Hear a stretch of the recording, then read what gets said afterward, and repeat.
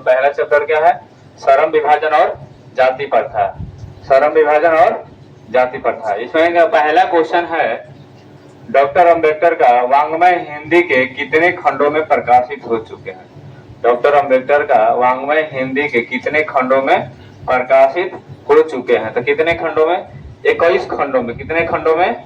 21 खंडों में। दूसरा क्वेश्चन है, Buddha and his, Buddha and his Dhamma के लेखक कौन है? बुद्ध एंड हिज धम्म के लेखक कौन है? ऑप्शन नंबर डी है भीमराव अंबेडकर। कौन है? भीमराव अंबेडकर। आगे तीसरा क्वेश्चन है, डॉक्टर अंबेडकर का वाङ्मय हिंदी के कितने खंडों में प्रकाशित हो चुके हैं?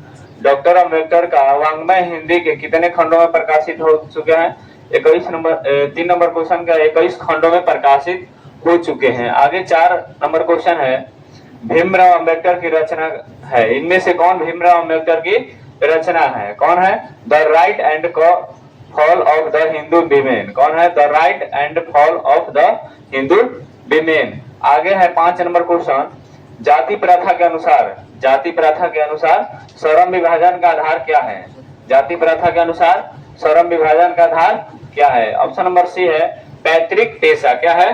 पैतृक पेशा। आगे है 6 नंबर क्वेश्चन, भारतीय संविधान के निर्माता के रूप में हमें किन्हें जानते हैं? भारतीय संविधान के निर्माता के रूप में हम किन्हें जानते हैं? ऑप्शन नंबर बी है भीमराव अंबेडकर को जानते हैं। किनको? भीमराव अंबेडकर। आगे 7 नंबर क्वेश्चन है, भीमराव अंबेडकर ने निम्न में से किसकी रचना की है? यानी इनमें से कौन भीमराव अंबेडकर रचना किए हैं? तो कौन है? ऑप्शन नंबर सी है जाति प्रथा और श्रम विभाजन। कौन है? जाति प्रथा और श्रम विभाजन। 8 नंबर क्वेश्चन है कि श्रम विभाजन और जाति प्रथा शीर्षक, श्रम विभाजन और जाति प्रथा शीर्षक किनके द्वारा हिंदी में रूपांतरित है? यानी हिंदी में किनके द्वारा रूपांतरित? ऑप्शन नंबर सी है ललाई सी यादव द्वारा। किनके द्वारा? ललाई सी यादव द्वारा। आगे है 9 नंबर क्वेश्चन, बाबा साहेब भीमराव अंबेडकर का विख्यात भाषण इनमें से कौन है? यानी उनका भाषण इनमें से कौन है? तो ऑप्शन नंबर सी है एनिहिलेशन ऑफ कास्ट। कौन है? Annihilation of caste. कौन है? Annihilation of caste. श्रम विभाजन और जाति प्रथा के लेखक कौन है? श्रम विभाजन और जाति प्रथा के लेखक कौन है? Bhimrao Ambedkar. Option number B है सही, भीमराव अंबेडकर। आगे दूसरा क्वेश्चन है कि डॉक्टर भीमराव अंबेडकर के अनुसार जाति प्रथा श्रम विभाजन के साथ साथ और किसके विभाजन का रूप लिए हुए हैं? डॉक्टर भीमराव अंबेडकर के अनुसार, किनके अनुसार? डॉक्टर भीमराव अंबेडकर के अनुसार जाति प्रथा श्रम विभाजन के साथ साथ और किसके विभाजन के रूप लिए हुए? ऑप्शन नंबर डी है कुशल व्यक्ति का विभाजन। कुशल व्यक्ति का विभाजन। क्वेश्चन नंबर 3 है कि डॉक्टर अंबेडकर ने किस पत्रिका का संपादन किया था? किस पत्रिका का संपादन किया था? ऑप्शन नंबर सी है बहिष्कृत भारत। किसकी?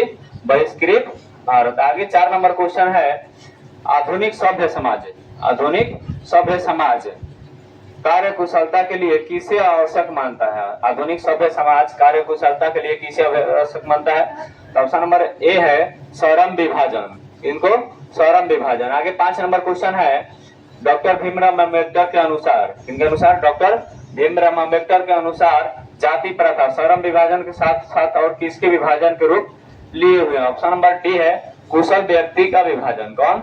कुशल व्यक्ति का विभाजन। आगे है 6 नंबर क्वेश्चन, जाति प्रथा मनुष्य के पेशे को एक किस प्रकार प्रभावित करती है? किस प्रकार प्रभावित करता है? ऑप्शन नंबर डी होगा जीवन भर के लिए एक पेशे में क्या करता है? बांध देता है, एक पेशा में बांध देता है। आगे है 7 नंबर क्वेश्चन, जाति प्रथा किस प्रकार का श्रम विभाजन है? किस प्रकार का श्रम विभाजन? अस्वाभाविक। कैसा है? अस्वाभाविक। आगे क्वेश्चन है 8 नंबर कि श्रम विभाजन और जाति प्रथा गद्य की कौन सी विद्या है? श्रम विभाजन और जाति प्रथा गद्य की कौन सी विद्या है? ऑप्शन नंबर बी है निबंध है। क्या है? निबंध है। आगे 9 नंबर क्वेश्चन है, किनके प्रोत्साहन पर बाबा साहेब उच्चतर शिक्षा हेतु न्यूयॉर्क गए थे?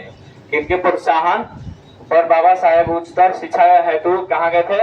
न्यूयॉर्क गए थे। ऑप्शन नंबर सी होगा बड़ौदा नरेश। ऑप्शन नंबर सी होगा बड़ौदा नरेश। डॉक्टर भीमराव अंबेडकर का जन्म कहाँ हुआ था? डॉक्टर भीमराव अंबेडकर का जन्म कहाँ हुआ था? कहाँ हुआ था? महू मध्य प्रदेश में। कहाँ हुआ था?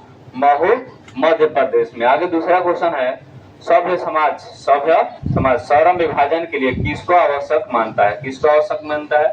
कार्य कुशलता को आवश्यक मानता है। आगे 3 नंबर क्वेश्चन है, डॉक्टर भीमराव अंबेडकर के पिता का क्या नाम था? डॉक्टर भीमराव अंबेडकर का पिता के क्या नाम था? ऑप्शन नंबर बी है रामजी सकपाल। क्या नाम था? रामजी सकपाल। आगे है 4 number question, doctor Bhimrao Ambedkar के जन्म कहाँ हुआ था? महू मध्य प्रदेश में। कहाँ हुआ था? महू मध्य प्रदेश में। आगे 5 नंबर क्वेश्चन है, भीमराव अंबेडकर के जन्म कब हुआ था? कब हुआ था? ऑप्शन नंबर बी है 14 अप्रैल 1891 में। कब हुआ था? 14 अप्रैल 1891 में। आगे 6 नंबर क्वेश्चन है, डॉक्टर भीमराव अंबेडकर की रचनात्मक के प्रेरक व्यक्ति कौन थे? रचनात्मक के प्रेरक व्यक्ति कौन थे? बुद्ध, कबीर और ज्योतिबा फूले थे। तो इसमें है कौन? ज्योतिबा फूले। 3 व्यक्ति थे, बुद्ध, कबीर और ज्योतिबा फूले। तो इसमें कौन है? ज्योतिबा फूले। आगे 7 नंबर क्वेश्चन है कि सभ्य समाज सर्वम विभाजन के लिए किसको आवश्यक मानता है? सभ्य समाज सर्वम विभाजन के लिए किसको आवश्यक मानता है?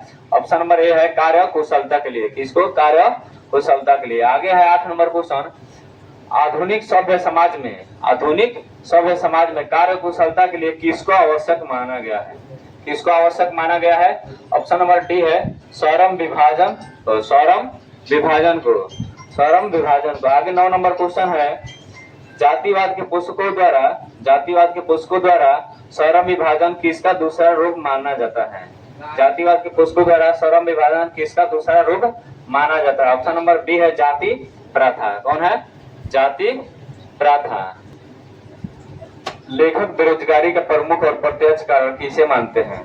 लेखक बेरोजगारी का प्रमुख और प्रत्यक्ष कारण किसे मानते हैं? ऑप्शन नंबर सी है जाति प्रथा को। किसको? जाति प्रथा को। आगे दूसरा क्वेश्चन है, मूक नायक क्या है? क्या है? एक पत्रिका है। मूक नायक क्या है?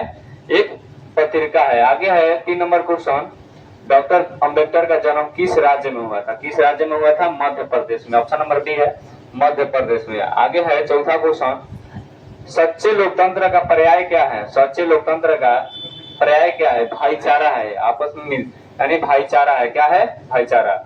आगे 5 नंबर क्वेश्चन है, मूक नायक क्या है? तो पत्रिका है, बताए हैं।